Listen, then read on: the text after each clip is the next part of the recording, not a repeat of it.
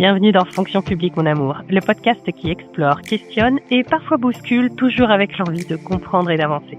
Je suis Linda et chaque semaine, je vous propose des conversations sans détour avec ceux qui font bouger les lignes, innovent et croient en une fonction publique d'avenir. Parce que le changement commence par une idée et chaque idée a de la valeur. Alors place à l'épisode du jour. Salut Elodie. Bonjour.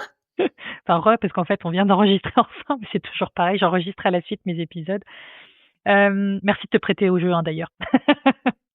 On a fait un premier épisode qui était hyper intéressant sur la jeunesse, la façon dont la génération, enfin cette nouvelle génération, la Gen Z, comme tu l'as très bien expliqué, elle pourrait transformer la fonction publique, comment les aspirations, les valeurs sont complètement différentes, parce qu'aujourd'hui c'est ça, il y a un vrai choc des cultures, on peut le dire, et du coup j'avais une question en plus. Il y a des freins concrètement qui existent, qui empêchent un peu cette jeunesse là qui arrive sur le marché de l'emploi à intégrer la fonction publique.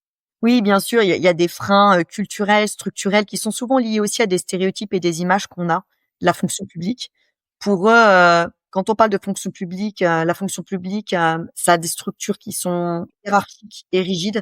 Le pouvoir est centralisé. La fonction publique repose souvent sur une organisation qui est très pyramidale et les décisions sont prises au sommet. Donc, ça limite l'autonomie des agents. Il y a un manque de souplesse au niveau organisationnel. Voilà, c'est très lourd et donc ça freine les initiatives et ça freine l'innovation. Quand on parle aux jeunes, ils nous disent aussi la fonction publique adopte la culture un peu du statu quo. C'est-à-dire qu'on est souvent face à la résistance au changement. On va plutôt valoriser la stabilité. D'ailleurs, un grand critère de la fonction publique, c'est venez dans la fonction publique puisque cela va vous permettre d'avoir un job sûr, sécurité pour tout le temps. Voilà. Et donc ça peut inhiber les initiatives de modernisation, d'innovation, de prise de risque. Voilà, de la culture de l'expérimentation, de l'essai-erreur. C'est tout ce que recherchent les jeunes. Puis les processus de recrutement qui sont hyper complexes et rigides. On le voit, les concours, déjà, ils sont perçus quand même aujourd'hui comme élitistes, décourageants, parfois inaccessibles. Et puis les jeunes aujourd'hui remettent en cause la notion de diplôme. Donc ils se disent, dans la fonction publique, voilà, on a beaucoup de diplômes différents. À quoi encore ça sert d'avoir un diplôme face à l'obsolescence des compétences? Les processus sont hyper longs, les délais de candidature, c'est long. Le concours, la prise de poste, c'est extrêmement long et ça dissuade les candidats habitués à une réactivité beaucoup plus grande dans le secteur privé. Il y a une étude qui a été mise en œuvre par Job Teaser, par exemple, qui montre que 78% des jeunes qui ont entre 18 et 25 ans ont déjà mis fin à une candidature en plein recrutement. Pourquoi? En première cause, c'est parce que le délai de recrutement était trop long. Voilà. Donc là, on voit, par exemple, par rapport à la fonction publique, ça peut être le cas. On a 82% des jeunes qui ont déjà renoncé à un poste, à postuler à une offre qui les intéressait. Pourquoi? Parce que on n'optimise pas assez les sites de carrière. Il y a des avis parfois négatifs sur les plateformes. Parce qu'on demande de fournir une lettre de motivation, alors qu'en fait, on se rend compte que la lettre de motivation, c'est plus forcément dans l'air du temps.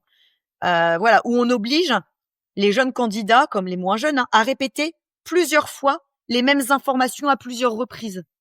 Voilà. Et déjà, directement, ça les freine en se disant, OK, rien que par la procédure de recrutement, je me rends compte que c'est long, c'est complexe. Donc, j'ai même pas envie d'aller plus loin pour travailler dans cette structure ou dans cette organisation. Mais ça fait vraiment écho ce que tu dis, parce que alors pour le coup, sur la procédure de recrutement, pour l'avoir vécu, et quand moi je les ai appelés pour leur dire je retire ma candidature, pourquoi? Mais vous rigolez ou quoi? Ça fait 6 mois que j'attends. Bon. Je suis passée à Alors, autre vous chose. imaginez aujourd'hui avec cette culture de l'instantanéité et de l'immédiateté, pour les jeunes, Ouais. C'est plus possible. normalement, on est sur des délais même de 2 semaines, enfin aussi. Et aussi, il y a des institutions qui ne répondent pas. Alors ça, par contre, on appelle ça le ghosting. Ils sont très fâchés avec ça. Il y a des jeunes aussi qui ne répondent pas, qui partent, on ne sait plus où ils sont. Mais il y a aussi, du côté de l'entreprise ou des collectivités ou la fonction publique qui parfois ne répond pas ou répond après un délai, comme tu as dit, après 6 mois. Pour eux, c'est déjà beaucoup trop long. Et là, ils vont pas en parler à 1 ou 2 copains. Ils vont complètement en parler à leur communauté en disant, t'as même pas besoin de candidater. Tu n'auras pas de réponse avant 6 mois si tu as une réponse. Et donc, tu risques de perdre ton temps. Parce qu'il faut savoir qu'en fait, les vrais ambassadeurs de la marque employeur, ce sont les jeunes entre eux. et c'est leur communauté. Donc, ils se parlent, ils font partie de communauté et puis ils échangent entre eux. Tu as dit autre chose que je trouve hyper intéressant, c'est à propos d'innovation. Parce que quand on parle alors je vais pas parler que de fonction publique, mais de service public, en tout cas, on met facilement en avant les projets, l'innovation dans les projets, en tout cas, dans le service à l'usager qu'on peut avoir. Mais je suis entièrement d'accord avec ce que tu dis, avec ton discours, c'est-à-dire que certes, il y a de l'innovation, mais dans les process internes, pas du tout. En tout cas, il y a beaucoup d'innovations qui pourraient être bien mises en avant, revues. Et dans la relation à la hiérarchie notamment, tu parlais de cette pyramide tout à l'heure, le rapport à l'autorité, c'est plus du tout le même qu'avant, on est d'accord? Non, mais complètement. Et puis quand on parle d'innovation, c'est lié à l'autorité. Comment peut-on être créatif dans une structure qui est pyramidale, où on est basé beaucoup plus sur le présentéisme, sur le contrôle que sur la confiance? Pour être créatif, il faut laisser place à l'initiative, à l'autonomie, au fait de se tromper, d'accepter l'échec, d'être dans la culture de l'expérimentation. Et donc, aujourd'hui, les jeunes tendent à critiquer l'autorité qui est basée sur l'ancienneté. Ils tendent à se dire, on va remettre en cause la légitimité d'un leadership qui est fondé sur l'expérience ou le grade. Voilà, le plus diplômé, ça va être le chef. Voilà. Et on va plutôt privilégier une autorité basée sur la compétence. Pour eux, le leader, le manager innovant, c'est celui qui est compétent. Et la compétence, c'est pas uniquement propre aux hard skills, mais c'est aussi propre aux ce qu'on appelle soft skills. C'est-à-dire, soft skills, c'est les compétences qui sont douces, les compétences qui sont humaines, la bienveillance, l'empathie. Voilà. Pour eux, un bon leader, c'est pas celui qui est enfermé au dernier étage, en haut de la hiérarchie, mais c'est celui peut-être qui a pas forcément de bureau, mais qui va être au contact de son équipe, qui va dire bonjour tous les jours, peu importe le grade auquel on appartient. Voilà, à ses collaborateurs, à toutes ses équipes. Et donc, il y a un vrai sentiment de proximité. Un bon manager, c'est celui qui est proche de ses équipes. On n'a pas peur d'aller le voir. On est dans la culture du feedback, positif comme négatif. Et donc, on est là on est dans un environnement où la collaboration et la participation sont favorisées et on n'est pas sur des modèles qui sont verticaux. Donc, on va plutôt tendre à un leadership participatif. Comment on construit les décisions ensemble? Comment on va solliciter les idées aussi des jeunes, et puis aussi des seniors, les deux extrêmes, voilà, pour les inclure dans des processus de réflexion. Comment on va créer des espaces d'échange, des ateliers où chacun va pouvoir exprimer ses idées, ses propositions.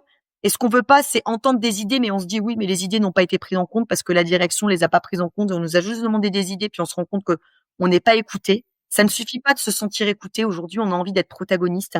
On a envie de raconter une histoire. Voilà. Et donc, faut valoriser ce que je dirais, voilà, c'est pas l'indépendance, c'est l'autonomie. On a toujours besoin de cadres. On a toujours besoin de managers. Mais on a besoin de plus de souplesse et de prise d'initiative dans les projets que nous menons. Tu as parlé dans le premier épisode qu'on a fait ensemble, tu as parlé du système de passer d'un système de contrôle à un système de confiance, et c'est exactement ça. Et je trouve que c'est hyper intéressant et tellement juste. Mais effectivement, il y a encore beaucoup de gens, beaucoup, je ne sais pas, parce que j'ai pas fait d'études et de stats, mais dans mon entourage, j'ai constaté beaucoup de personnes qui étaient plutôt dans le système de contrôle, quoi. C'est notamment par rapport au télétravail. Comment est-ce que je peux contrôler que le boulot est fait? Comment est-ce que je peux contrôler que la personne est vraiment en train de travailler? Je n'ai pas confiance. Combien de fois je l'ai entendu? Après, ça dépend du modèle de management de chacune des entreprises, et les entreprises ont des cheminements différents.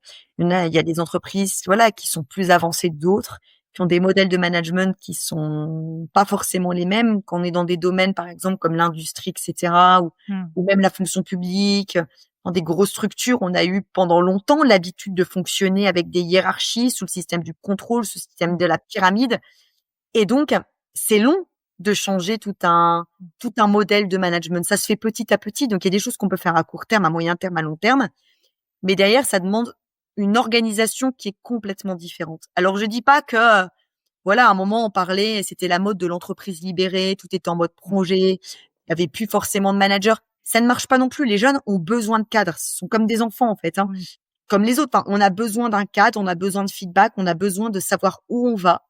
Un peu comme une boussole, mais par contre, on a besoin davantage d'autonomie et de prise de responsabilité et d'initiative là où on veut aller. Et aujourd'hui, c'est pas encore trop le cas en France, mais c'est important. On doit davantage prôner la culture de l'échec. Je peux me tromper et j'apprends en me trompant. Et donc, faut accepter de se tromper pour progresser. Si tu veux bien, on va se placer du côté des managers cette fois. Tu as des conseils à leur donner?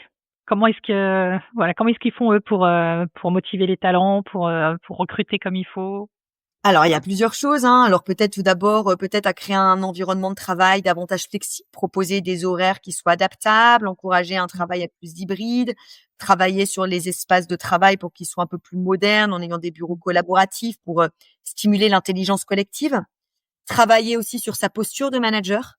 Voilà, un bon manager pour moi, c'est un manager qui est capable de se remettre en question et qui est capable de se dire moi aussi je peux apprendre tous les jours grâce à mon équipe, grâce à ma salariée. Donc l'apprentissage se fait dans les deux sens. C'est pas uniquement du plus gradé au moins gradé, mais on se rend compte aussi que l'apprentissage se fait tout au long de notre vie. Peu importe notre âge, on est senior, on continue à apprendre, on est jeune, on apprend et on peut aussi apprendre à d'autres générations plus anciennes en termes de compétences digitales, en termes de compétences RSE. Donc c'est important de réfléchir à sa posture de manager en disant est-ce que je suis un chef ou est-ce que je suis un coach facilitateur au sein de mon équipe? Voilà. Donner du sens aux missions, relier davantage peut-être les tâches à un impact sociétal, expliquer comment chaque rôle contribue à des objectifs plus vastes comme l'éducation, la justice sociale, la transition écologique, valoriser des projets à forte utilité publique, assigner des missions qui a un impact visible et mesurable sur la vie des citoyens. Et ça, les jeunes adorent ces missions-là, ils adorent en parler. Et il faut aussi peut-être davantage que les jeunes soient ambassadeurs de la marque employeur et les faire parler de leur mission en toute authenticité, en disant ce qu'ils aiment moins, mais ils vont devenir ambassadeurs comme un peu la vitrine de la marque. Valoriser les efforts, être dans une culture du feedback régulier.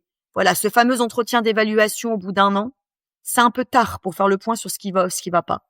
C'est important d'être dans cette culture du feedback régulier avec des retours constructifs, personnalisés, pour guider, pour motiver.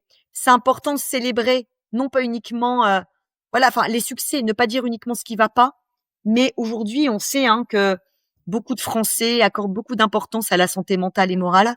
Il y a beaucoup de Français qui sont en souffrance aujourd'hui, notamment les jeunes. On les appelle aussi la génération psy, parce que il n'y a jamais eu autant de Français qui consomment des antidépresseurs, problèmes pour dormir, etc. depuis cette crise de la Covid-19. Et donc, c'est important d'accompagner, de célébrer les succès, de valoriser les efforts, de mettre en place des récompenses qui ne sont pas uniquement financières. C'est ce qu'on appelle la reconnaissance existentielle. Voilà. Dire à nos équipes qu'on les aime, être davantage sur le management de la bienveillance, être davantage sur le management de l'humain. Ça, c'est aussi des éléments qui sont hyper importants. Et puis, ne pas oublier de favoriser l'innovation, comme j'ai dit tout à l'heure, accepter les idées nouvelles, accepter le droit à l'erreur, promouvoir l'équité et l'inclusion, mettre en avant quand on a un bon manager, c'est accepter les différences, aller sur un management que je dirais moi aussi singulier, c'est-à-dire qu'on ça n'existe pas le même management pour tout le monde. On est sur un management de l'humain. Chaque humain est différent. Voilà. Et donc, il faut savoir s'adapter et prendre en compte justement les différences des unes par rapport aux autres. Donc, il y a des techniques là-dessus. Et puis après, peut-être retravailler les entretiens de recrutement pour qu'ils soient plus innovants.